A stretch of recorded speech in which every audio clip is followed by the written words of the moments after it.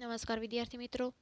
હવે આપણે પાચન તંત્રના મુદ્દાની અંદર અધૂરો મુદ્દો છેલ્લે જે વિડીયોની અંદર મૂકેલો હતો ત્યાંથી આપણે શરૂઆત કરી અને આપણું પાચન તંત્ર અહીંયા પૂરું કરશું.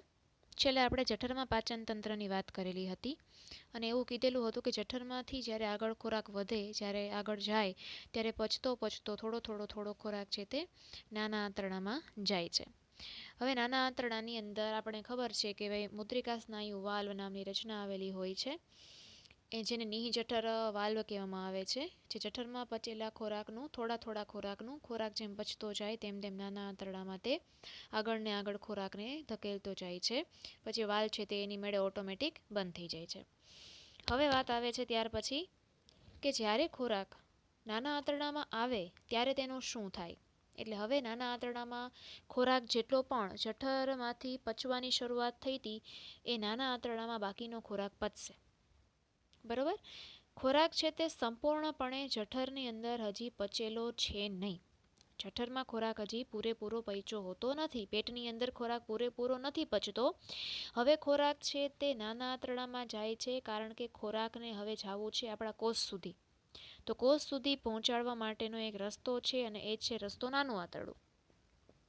પણ એની પહેલાં જેટલો પણ ખોરાક જઠરમાં એટલે કે આપણા પેટમાં વધેલો છે, બરાબર, એક વધેલો ખોરાક પેલા નાના આંતરડામાં સાવ પચી જશે. ટોટલી ખોરાક છે તે નાના આંતરડામાં પચી જાય છે અને ત્યાર પછી ખોરાક છે તે રુધિરમાં ભળે એટલે કે લોહીમાં ભળે ને પછી લોહી વડે કોષે કોષ સુધી તે પહોંચે.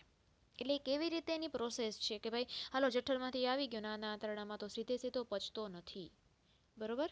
સૌથી વહેલા પાચન તંત્રની તમે જો આકૃતિ જુઓ ટેક્સ્ટબુકની અંદર તો તમને ખ્યાલ આવશે કે જઠરની ડાબી અને જઠરની નીચેની સાઈડ બે અંગ તમને આવેલા છે. એ અંગમાં એક છે જઠરની ડાબી ને જમણી બાજુમાં એક બાજુ છે ગુલાબની પાંદડી જેવા આકારનું છે જેને લીવર એટલે કે યકૃત કહેવામાં આવે છે, અને બીજું જઠરની નીચેની સાઈડ જે છે તે છે સ્વાદુપિંડ પેનક્રિયાસ છે.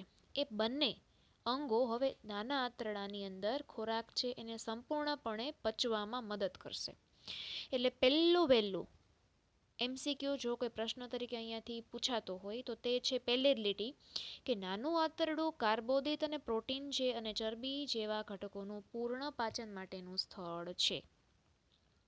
બરોબર. એટલે સૌથી પહેલાં મોઢામાં પચ્યો તો સ્ટાર્ચ, પછી સ્ટાર્ચના પાચનની શરૂઆત થઈ ગઈ મોઢામાં.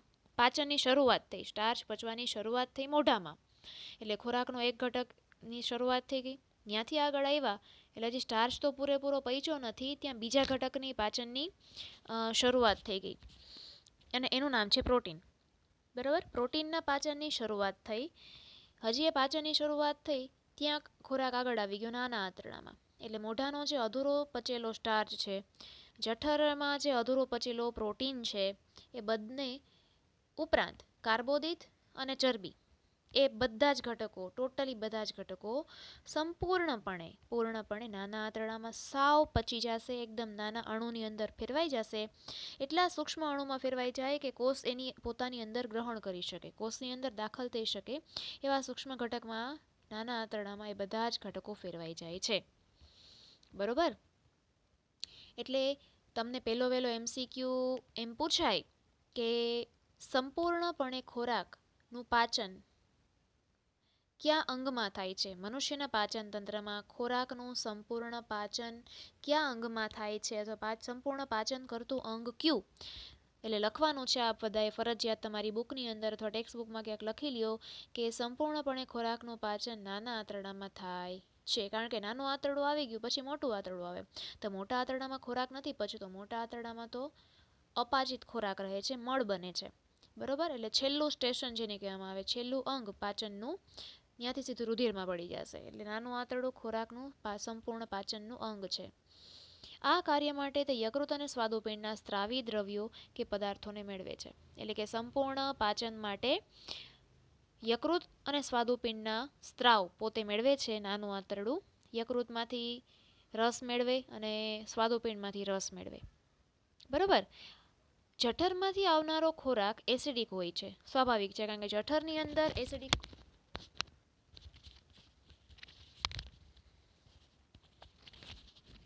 જઠરની અંદર ખોરાક છે તે એસિડિક હોય, મંદ હાઇડ્રોક્લોરિક એસિડનું પ્રમાણ એમાં એસિડનો સ્ત્રાવ થતો હોય એટલે ખોરાકનું માધ્યમ એસિડિક હોય. આ ઉપરાંત બેક્ટેરિયા અને જીવાણુનો નાશ કરી નાખે છે, એનાથી રક્ષણ આપે છે આપણા પેટને, જે મંદ હાઇડ્રોક્લોરિક એસિડ જે છે એ બચાવે છે. એટલે ખોરાક એસિડિક છે.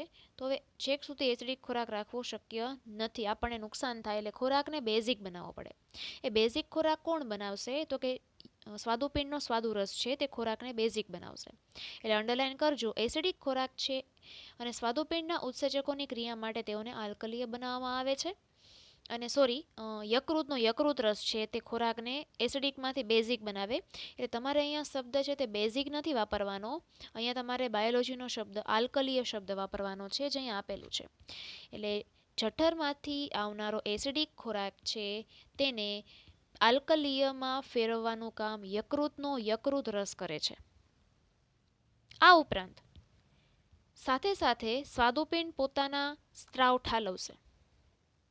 એટલે એ સ્ત્રાવની ક્રિયા જે થાય એના એ સ્ત્રાવ કરી શકે. સ્વાદુપિંડ ખોરાકનું પાચન કરવામાં નાના આંતરડાને મદદ કરી શકે, એટલા માટે પહેલાં આલ્કલીય બનાવવું પડે. જો ખોરાક આલ્કલીય બને તો સ્વાદુપિંડ ખોરાકને પચવામાં મદદ કરશે. બરોબર?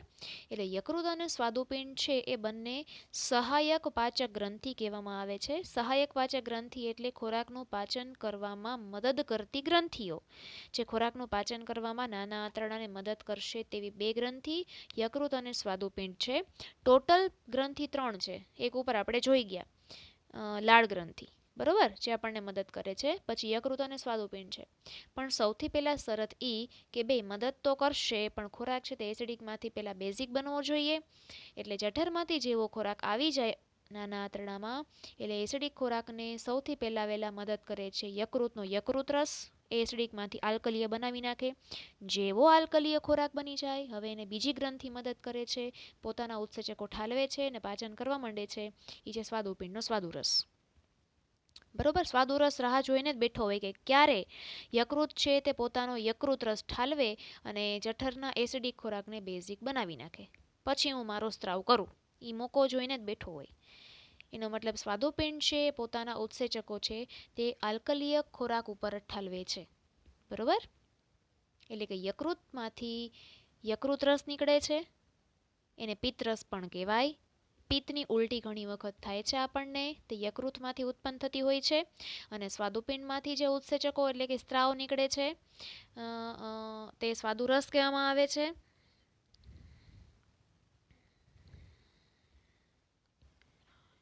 બરોબર?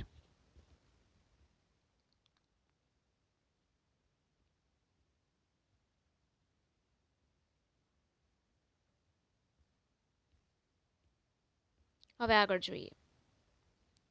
યકૃતમાંથી સ્ત્રવિત થતો પિત્તરસ આ કાર્ય કરે છે. તે વધારામાં ચરબી પર પણ પ્રક્રિયા દર્શાવે છે. નાના આંતરડામાં ચરબી મોટા ગોલકોના સ્વરૂપમાં હોય છે. ચરબીનું પાચન નાના આંતરડામાં થાય. એટલે ચરબી છે ત્યારે મોટા અણુ સ્વરૂપે હોય, એટલે એને તમારે મોટા અણુમાંથી નાના અણુમાં ફેરવવી પડે. ગોલક એટલે અણુ, લખી લેજો કૌંસમાં, ગોલક એટલે અણુ થાય. આથી યકૃત છે પોતાનો યકૃત રસ ઠાલવે, જઠરના એસિડિક ખોરાકને આલ્કલીય બનાવે અને ચરબીના મોટા અણુ છે એનું નાના અણુમાં રૂપાંતર કરે પોતાના યકૃત રસ દ્વારા, એટલે કે પિત્તરસ દ્વારા.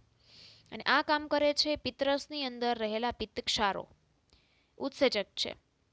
પિત્તક્ષારો તેઓને વિખંડિત કરીને નાના ગોલકોમાં રૂપાંતરિત કરે છે, જેથી ઉત્સેચકોની ક્રિયાશીલતામાં વધારો થાય છે. તે સાબુના મેલ પર થતી તૈલોદીકરણની પ્રક્રિયાની માફક કાર્ય કરે છે, જેના વિશે આપણે ચોથા ચેપ્ટરમાં અભ્યાસ કરશું. સ્વાદુપિંડ રસ કે સ્વાદુરસનો સ્ત્રાવ કરે છે, જેમાં પ્રોટીનના પાચન માટે ટ્રિપ્સિન ઉત્સેચક હોય છે. પ્રોટીનના પાચનની શરૂઆત ક્યારે થઈ હતી? તો કે જઠરમાંથી થઈ હતી. બરોબર? એ પ્રોટીનના પાચન માટે ટ્રિપ્સિન હોય છે. એ પ્રોટીનના પાચનની શરૂઆત જે જઠરમાંથી થઈ હતી એનો અંત છે તે નાના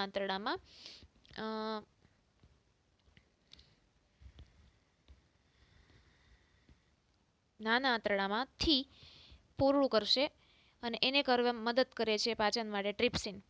ટ્રિપ્સિન છે તે પ્રોટીનનું રૂપાંતર એમિનો એસિડમાં કરે છે. પછી એટલે પ્રોટીનનું પાચન પૂરું થાય, એમિનો એસિડ બની ગયું એટલે પૂરું. પછી તેલોદીકૃત ચરબીનું પાચન કરવા માટે, તેલોદીકૃત એટલે તેલની બનેલી, બરોબર, તેલના ગુણધર્મ, તેલી પદાર્થની ચરબી જે છે એનું પાચન કરવા માટે નાના આંતરડામાં સ્વાદુરસમાં લાઇપેઝ ઉત્સેચક હોય છે. એટલે ચરબીનું પાચન થાય છે લાઇપેઝ ઉત્સેચક દ્વારા. નાના આંતરડાની દિવાલની અંદર ગ્રંથિ આવેલી હોય, જેમ જઠરની અંદર જઠર ગ્રંથિ આવેલી હોય તેમ આંતરડાની અંદર આંત્ર ગ્રંથિ આવેલી હોય. એ આંત્ર ગ્રંથિ છે પોતાનામાંથી આંત્રરસનો સ્ત્રાવ કરશે અને પ્રોટીનનું એમિનો એસિડમાં અને જટિલ કાર્બોદિત જે ઉપર જે જોયું આપણે, કાર્બોદિતનું ગ્લુકોઝમાં, ચરબીનું ફેટી એસિડ અને ગ્લિસરોલમાં રૂપાંતર કરે છે. બરોબર. જો તમને આ વસ્તુ અત્યારે નહીં સમજાય એટલે હું તમને એક ચાર્ટ દોરીને તમને હું આપી દઈશ. એટલે ચાર્ટ તમારે યાદ રાખવાનો કે કયો ઉત્સેચક છે તે કોનું કોનું કેવા ઘટકોનું પાચન કરે છે. બરોબર છે, એટલે તમને સરળતાથી યાદ રહી જશે. આમ અહીંયા આંત્રમાર્ગની દિવાલ છે, હવે ખોરાક પચી ગયો, સંપૂર્ણપણે ખોરાકનું પાચન થઈ ગયું. એ આંત્રમાર્ગની દિવાલમાં આંગળી જેવા પ્રવર્ધો આવેલા હોય, નાની નાની આંગળી જેવા પ્રવર્ધો આવેલા હોય, વાળ જેવડા સૂક્ષ્મ, એને કહેવામાં આવે છે રસાંકુરો. બરોબર. હવે આંતરડાના ટોટલ 3 ભાગ હોય છે. શરૂઆતનો ભાગ હોય તેને પક્વાશય કહેવામાં આવે, વચ્ચેનો ભાગ હોય તેને મધ્યાંત્ર કહેવાય, એટલે કે વચ્ચેનું આંતરડું, મધ્યાંત્ર, મધ્ય વત્તા આંત્ર એટલે કે વચ્ચેનું આંતરડું, મધ્ય એટલે વચ્ચે, અને શેષાંત્ર છેલ્લો ભાગ જે હોય છે નાના આંતરડાનો. શેષાંત્રની અંદર આંગળી જેવા પ્રવર્ધો હોય, વાળ જેવા સતત તરતા હોય, ખૂબ અસંખ્ય હોય, એને પ્રવર્ધ કહેવાય, રસાંકુરો કહેવાય, જ્યાં ખોરાક શોષાય છે. એટલે મોટાભાગનો ખોરાક છે તે શરૂઆતમાં પચી જાય, પછી આગળ વધે ને પછી તેનું આંતરડાની દિવાલ વડે શોષણ થાય, અને શોષણ થાય અને બીજી બાજુએ નાના આંતરડાનો જે ખોરાક પચી ગયો છે, એમિનો એસિડ, ગ્લિસરોલ, ચરબી, ફેટી એસિડ, ગ્લુકોઝ, એ બધા રુધિરમાં પડે અને રુધિરમાં તરતા તરતા બધા કોષે પહોંચે પછી કોષ એનો ઉપયોગ કરે છે અલગ અલગ ક્રિયામાં. કોષની અંદર કોષરસ છે, એ કોષરસ છે તે એમાં અંતઃકોષરસ ઝાડ છે ને અંગિકાઓ આવેલી છે, ગોલ્ગી, કણાભસૂત્ર, એ બધા તેનો પછી ઉપયોગ કરે છે. બરોબર. અભિશોષણ માટે ક્ષેત્રફળ વધારી શકાય, એટલે કે વધુમાં વધુ ખોરાકનું શોષણ થઈ શકે, એટલે રસાંકુરોની સંખ્યા અસંખ્ય હોય છે, ઘણી બધી હોય છે. રસાંકુરોમાં રુધિરવાહિનીઓ વધુ માત્રામાં હોય છે. રુધિરવાહિનીઓ એટલે આપણા વાળ જેવડી પાતળી પાતળી નલિકાઓ જેમાં રુધિર ભરેલું હોય તે, જે ખોરાકનું અભિશોષણ કરીને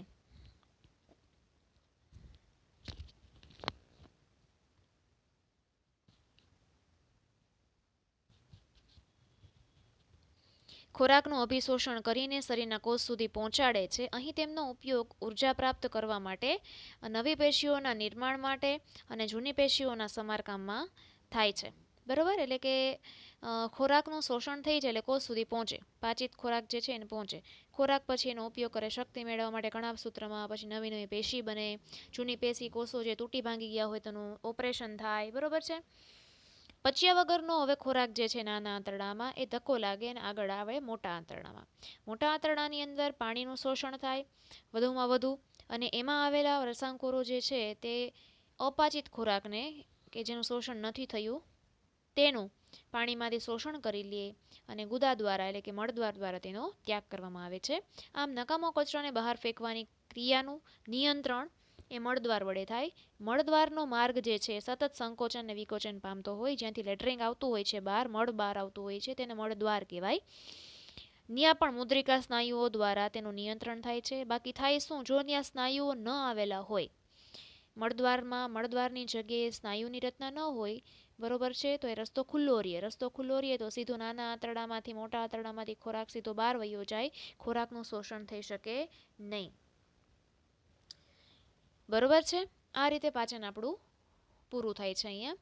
હવે આ તો આપણી વાત થઈ, પણ અગાઉ એક તમને પેરેગ્રાફ આપેલો છે, જઠર અને નાના આંતરડાની વચ્ચેનો એક પેરેગ્રાફ છે, કે જરૂરી નથી કે આપણે જે ખોરાક ખાઈએ છીએ જે રીતે આપણા શરીરમાં પાચન થાય છે એવો જ ખોરાક અન્ય સજીવ ખાય અને એવું જ એનું પાચન થાય, એવું નથી હોતું.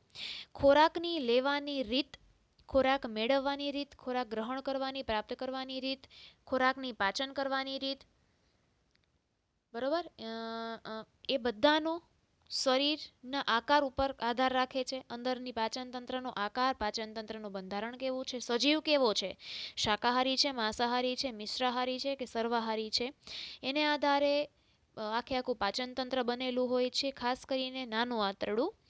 શાકાહારી છે, તૃણાહારી જે ઘાસ ખાય છે ખોરાકની અંદર, એ બધા જ સજીવો છે એ પાચન કરે છે વનસ્પતિની અંદર આવેલા સેલ્યુલોઝનું. એટલે શાકાહારી છે, સેલ્યુલોઝનું પાચન કરવામાં એને ખૂબ વાર લાગે, ખૂબ જટિલ હોય છે સેલ્યુલોઝનું પાચન કરવું. એટલા માટે એ નાના આંતરડાની જે લેન્થ હોય છે, લંબાઈ હોય છે, તે લાંબી હોય છે આપણા કરતાં પણ. બરોબર? એટલે તમે જોજો કોઈ પણ 4 પગવાળા પ્રાણી હોય એનો બેલીનો ભાગ, પેટનો ભાગ જે છે છાતીથી લઈને છેક સુધીનો, બરોબર, એને લાંબો હશે. નાના આંતરડાનો ભાગ પણ લાંબો હોય. અને એટલા માટે જો ગાય ભેંસને તમે વાગોળતા જોઈ હશે, એટલે કે થોડોક પહેલાં જે એને ચારો ખાધો હોય, ઘાસ ખાધું છે, એમાંથી થોડુંક પહેલાં મોઢામાં જ ચાવી લે, પચાવી લે અને પછી ગળે ઉતારે, પછી એનો પેટમાંથી થઈને નાના આંતરડામાં તેનું પાચન ને શોષણ થાય. એટલે વાગોળવાનું કારણ એ જ છે. ત્યાર પછી માંસાહારી છે, સિંહ વાઘ જેવા સજીવો જે છે, માંસનું પાચન છે તે સરળતાથી ને જલ્દીથી થઈ જાય છે. આથી એનું નાનું આંતરડું છે એની લેન્થની વાત કરું છું, એની લંબાઈ ઓછી હોય છે. એટલે કે નાનું આંતરડું ટૂંકું હોય છે. ટૂંકું એટલે મીન્સ તમે જાડાઈમાં ન સમજતા. નાનું આંતરડું છે એને નાનું શું કામ કીધું છે? તો કે નાનું આંતરડું છે તે પાતળું છે સાઇઝમાં, કદ એનું પાતળું છે એટલે એને નાનું કીધેલું છે. પાઇપ કેમ હોય? નાનો પાઇપ ને મોટો પાઇપ, જેને આપણે જાડો ને પાતળો કહીએ ને, એ નાનું આંતરડું હકીકતમાં પાતળું છે સાઇઝ એની, બરોબર, અને મોટું આંતરડું છે આકૃતિમાં તમે જોઈ શકો છો જાડું છે, બરોબર. એટલા માટે એને મોટું કીધેલું છે, પહોળું કીધેલું છે. ને નાનું આંતરડું છે તે શાકાહારીની અંદર વધારે લેન્થમાં હોય છે, અને મોટું આંતરડું છે તે માંસાહારીની અંદર લંબાઈ ઓછી હોય છે, એટલે ટૂંકું હોય છે. એક માર્કમાં પ્રશ્ન પૂછાશે, એટલે પેરેગ્રાફ છે તે યાદ રાખજો, બરોબર. આમ અહીંયા આપણું મનુષ્યનું પાચન તંત્ર પૂરું થાય છે. હવે આને યાદ તમારે કેવી રીતના રાખવાનું, કોનું પાચન ક્યાં થયું, કેવી રીતે થયું, એ હું તમને એક સરસ મજાનો ચાર્ટ બનાવીને તમને હું આપી દઈશ. તમારે એ પ્રમાણે તૈયારી કરવાની રહેશે. વચ્ચે વચ્ચે મેં જે તમને કીધેલું છે તે તૈયાર કરવાનું છે, અને સાથે સાથે અહીંયા આપેલું છે બધું જ કે નાના આંતરડામાં આંતરગ્રંથિ આવેલી છે, ટ્રિપ્સિન પ્રોટીનનું પાચન કરે છે, જઠરમાં પ્રોટીનના પાચનની શરૂઆત થાય છે. નાના આંતરડામાં સંપૂર્ણ પાચન થઈ જાય છે. એક માર્કનું MCQ, મોઢામાં સ્ટાર્ચના પાચનની શરૂઆત થાય. પછી તો કે પિત્તરસ છે, યકૃત છે તે પિત્તરસ ઉત્પન્ન કરે છે, અથવા તો યકૃત રસ કહેવાય. તે લીલાશ પડતા પીળા રંગનું હોય છે, બરોબર. એમાં પિત્ત ક્ષારો આવેલા હોય છે. તે જઠરના એસિડિક ખોરાકને બેઝિક બનાવે છે. એસિડિક ખોરાક જેવો બેઝિક બની જાય એટલે ચરબીનું પાચન મંડે થવા. એ પિત્ત ક્ષારો છે તે ચરબીના મોટા અણુનું નાના અણુમાં રૂપાંતર કરે છે, અને જેવો એસિડિક ખોરાક બેઝિકમાં ફેરવાઈ જાય એટલે તરત જ સ્વાદુપિંડ પોતાનો સ્વાદુરસ લઈને આવે અને મંડે પાચન કરવા. એ સ્વાદુરસ છે તે 3 ખોરાકના ઘટકોનું પાચન કરે છે: પ્રોટીન, ચરબી અને ગ્લુકોઝ, કાર્બોદિત, બરોબર. કાર્બોદિતમાંથી ગ્લુકોઝ બની જાય. સ્વાદુરસ છે તે પ્રોટીન છે એનું એમિનો એસિડમાં રૂપાંતર કરે, કાર્બોદિતનું રૂપાંતર કરે ગ્લુકોઝમાં, અને ફેટી એસિડનું રૂપાંતર ગ્લિસરોલમાં થાય. ચરબીનું રૂપાંતર ફેટી એસિડ અને ગ્લિસરોલમાં થઈ જાય. એટલે આ 3 પાચક ઉત્સેચકો દ્વારા નવા નવા પદાર્થો મળે છે. એની દિવાલ છે એની અંદર અધ્યંત્ર આવેલા હોય જેને રસાંકુરો કહેવામાં આવે. એના વડે તેનું શોષણ થાય, રુધિરમાં ભળે, અને આ બધા જ ઘટકો છે તે કોષ સુધી પહોંચે, અલગ અલગ ક્રિયા થાય છે. બાકીનો ખોરાક મળદ્વાર વડે, અપાચિત ખોરાક મોટા આંતરડામાંથી બહાર નીકળે, અને મળદ્વારની અંદર પણ એમાં નાના નાના રસાંકુરો હોય એના વડે પાણીનું શોષણ થઈ જાય છે. બાકીના બિનજરૂરી જે કચરો છે તે બહાર નીકળી જાય છે, અને ઉત્સર્જનની ક્રિયા કહેવામાં આવે છે, બરોબર. ઓકે, એટલે આ અતિશય એમપી પ્રશ્ન છે. ખાલી નાના આંતરડામાં પાચનની ક્રિયા પણ 3 માર્કમાં પૂછાય અથવા 4 માર્કમાં પૂછાય છે. જો ખાલી કોઈ એક અંગ, પાચન તંત્રનું કોઈ પણ એક જ અંગ પૂછાય ટૂંક નોંધ સ્વરૂપે, ખાલી કે જઠર અને નાનું આંતરડું બે જ મોટા છે કે જેની અંદર પાચનની ક્રિયા સમજાવો, એ પાચનની ક્રિયા તમને કોઈ પણ એકની પૂછાય તો આકૃતિ કમ્પલસરી હશે. એટલે આકૃતિ મેં સરળતાથી તમે દોરી શકો એવી મૂકેલી છે, બરોબર. એટલે જઠરમાં પાચનની ક્રિયા અથવા તો ખાલી નાના આંતરડામાં પાચનની ક્રિયા પૂછાય તો આકૃતિ દોરવાની. અને જો બંને સાથે પૂછાય તો લગભગ આકૃતિ નથી પૂછાતી કે જઠર ને નાનું આંતરડું બંને સાથે સમજાવવાનું તમને પૂછાય પાચન ક્રિયા તો કદાચ આકૃતિ નથી પૂછાતી, પણ કદાચ પેપર કેવું નીકળવું છે એના ઉપર આધાર રાખે છે. એટલે આકૃતિની પ્રેક્ટિસ તો કમ્પલસરી કરવી જ પડશે. એ દોરવાની રોજે એક વખત દોરવાની પ્રેક્ટિસ રાખજો, બરોબર છે, જેથી કરીને આકૃતિનો માર્ક 1.5 અથવા 1 માર્ક હશે, બાકી વર્ણનનો માર્ક હશે. એટલે એ પ્રમાણે તૈયારી કરજો કે માર્ક ન કપાય. પાચનતંત્ર એવો મુદ્દો છે કે જેમાંથી એક માર્કના પ્રશ્નો તો લોટ્સ ઓફ નીકળે છે. એ તમારે કડકડાટ કરવું પડશે અને તમને સરળતા માટે ઇઝી પડે એટલા માટે હું તમને ચાર્ટ સ્વરૂપે પાચનતંત્ર છે યાદ રાખતા શીખવાડીશ, બરોબર. આ વિડીયો અહીંયા પૂરો કરીએ છીએ. હવે આપણે નવો મુદ્દો ચાલુ કરશું અને સાથે સાથે શ્વસનતંત્ર પહેલાં થોડાક ગુલાબી ક્વેશ્ચન જે આપેલા છે અને એમાં એક ડાયરીનું પેજ આપેલું છે. એમાં દાંતના ક્ષયનની વાત છે કે તમને દાંતનું ક્ષરણ કે દાંતનો ક્ષય, દાંતનું ઘસાવું, ઇનેમલ અને ડેન્ટિનનું ધીમે ધીમે નાજુક બનવાને કારણે થાય છે. ઉપરનું જે પડ હોય કેલ્શિયમનું બનેલું, ઇનેમલ હોય દાંતની અંદરનું પડ, ડેન્ટિન જેને કહેવામાં આવે છે તે ધીમે ધીમે અંદરનો ભાગ જે હોય ધીમે ધીમે નાજુક સોફ્ટ બનતો જાય, એટલે દાંતનું ઘસાવાની શરૂઆત થાય. આની શરૂઆત ત્યારે જ થાય જો જ્યારે જીવાણુ કે બેક્ટેરિયા શર્કરા ઉપર પ્રક્રિયા કરીને, શર્કરા એટલે ગ્લુકોઝ, એના ઉપર પ્રોસેસ કરે અને એસિડનું નિર્માણ કરે, ત્યારે ઇનેમલ નાજુક અથવા તો વિખનિજીકરણ પામે છે, એટલે કે ક્ષાર દૂર થવાની ક્રિયા થઈ જાય છે અને જીવાણુ કે બેક્ટેરિયા ખાદ્ય કણો કે અણુઓ સાથે ભળી જાય, દાંત ઉપર ચોટે અને દાંત ઉપર છારી બનાવી નાખે, જેને પ્લેક કહેવામાં આવે. આ પ્લેક દાંતને ઢાંકી દે છે, જેથી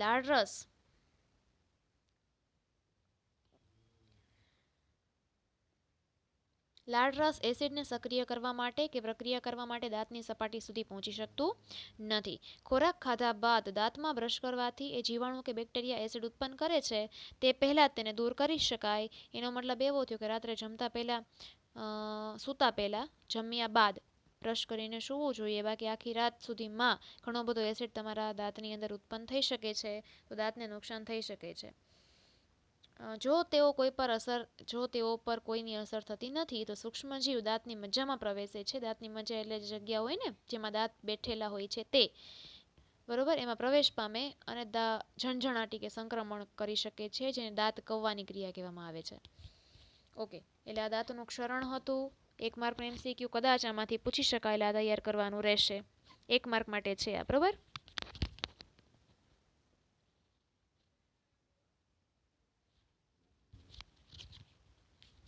હવે આવે છે સ્વયંપોષી પોષણ ને વિષમપોષી પોષણ એટલે શું. પછીના પ્રશ્ન છે પ્રકાશ સંશ્લેષણ માટે આવશ્યક કાચી સામગ્રી વનસ્પતિને ક્યાંથી મળે છે. આપણા જઠરમાં એસિડની ભૂમિકા શું. ચોથો પ્રશ્ન પાચક ઉત્સેચકોનું કાર્ય શું. પાંચમો પ્રશ્ન છે પાચિત ખોરાક કે પદાર્થોના અભિશોષણ માટે નાના આંતરડામાં શેષાંત્રમાં કેવી રચના આવેલી છે. તો આપણા જઠરમાં એસિડની ભૂમિકા શું છે. આઈએમપી પ્રશ્ન છે. ચોથો પ્રશ્ન આઈએમપી છે. પાંચમો પ્રશ્ન પણ આઈએમપી છે. 3 પ્રશ્ન આપણે જોઈએ.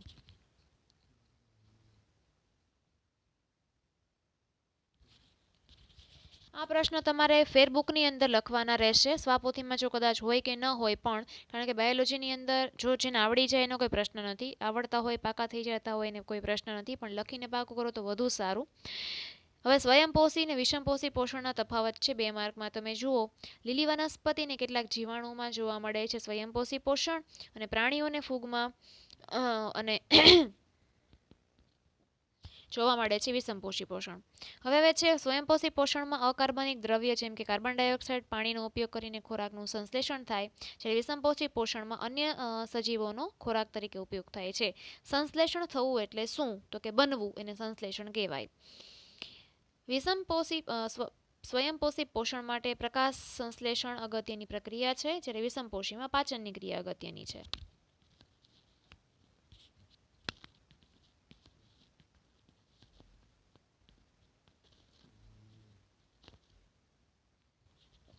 પછી છે પ્રકાશ સંશ્લેષણ માટેની કાચી સામગ્રી વનસ્પતિ ક્યાંથી મેળવે છે.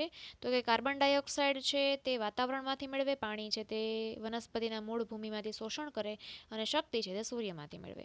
આપણા જઠરની અંદર એસિડની ભૂમિકા શું અથવા એસિડનું કાર્ય શું. આઈએમપી પ્રશ્ન છે. તો કે એસિડ છે તે ખોરાક સાથે દાખલ થયેલા બેક્ટેરિયાને જીવાણુઓનો નાશ કરે છે. એસિડિક માધ્યમ જળવાય જઠરની અંદર. પછી પેપ્સિન ઉત્સેચકની પ્રક્રિયામાં મદદરૂપ થાય અને અદ્રાવ્ય ક્ષારોને ઓગાળી નાખે, દ્રાવ્ય કરી નાખે. જે ક્ષાર ઓગળતા ન હોય એ બધા ઓગળી જાય, કારણ કે આ મંદ હાઇડ્રોક્લોરિક એસિડ છે, ખાસ યાદ રાખજો.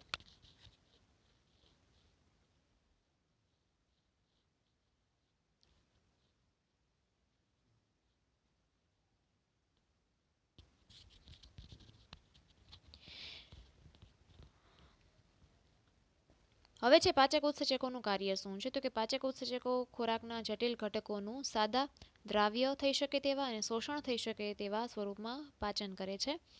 ખોરાકના જટિલ ઘટક કયા છે, તો કે કાર્બોદિત, લિપિડ અને પ્રોટીન, તેનું સાદા ઘટકમાં રૂપાંતર કરે. જેમ કે સ્વાદુરસના પાચક ઉત્સેચકોએ શું કામ કર્યું, તો કે કાર્બોદિતને ગ્લુકોઝમાં ફેરવા, પછી લિપિડ છે એને ફેરવા ફેટી એસિડને ગ્લિસરોલની અંદર, લિપિડ એટલે કે ચરબી, પ્રોટીનને ફેરવું છે એમિનો એસિડમાં. એ જટિલ ઘટકોનું સરળ ઘટકોમાં રૂપાંતર કરે છે યકૃત અને સ્વાદુપિંડના ઉત્સેચકો, બરોબર. અને તે દ્રાવ્ય થઈ જાય, રુધિર સાથે ભળી જાય અને નાના આંતરડાની દિવાલ વડે તેનું શોષણ થાય, કોષે કોષે પહોંચે. પછી જે પાચિત ખોરાક કે પદાર્થોના શોષણ માટે, અભિશોષણ માટે નાના આંતરડામાં એટલે કે શેષાંત્રમાં કેવી રચના છે, તો કે ભાઈ નાના આંતરડામાં અંદરના અસ્તરમાં, નાના આંતરડાની અંદરની દિવાલમાં આંગળી જેવા પ્રવર્ધો છે જે રસાંકુરો આવેલા હોય છે, જે રસાંકુરો કહેવામાં આવે છે, તે રુધિરવાહિની યુક્ત હોય છે અને વધારે ખોરાક અભિશોષણ થાય તેના માટેનું ક્ષેત્રફળ વધારે છે. જેટલા રસાંકુરો વધારે એટલો ખોરાક વધારે ને વધારે શોષણ પામે, રુધિરમાં ભળી જાય અને કોષે કોષે પહોંચે, બરોબર. આ પ્રશ્ન છે એટલે પ્રશ્ન તમારી સામે હોવાથી તમારે ગોતવા ક્યાંય નથી જવાના, જાતે લખી લેવાના છે.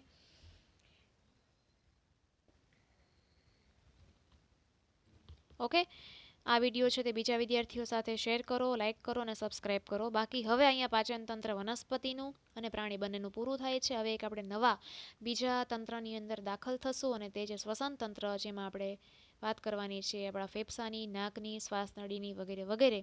તો નવા મુદ્દા સાથે, નવા એક તંત્ર સાથે આપણે આવતા વિડીયોની અંદર મળીશું. Thank you.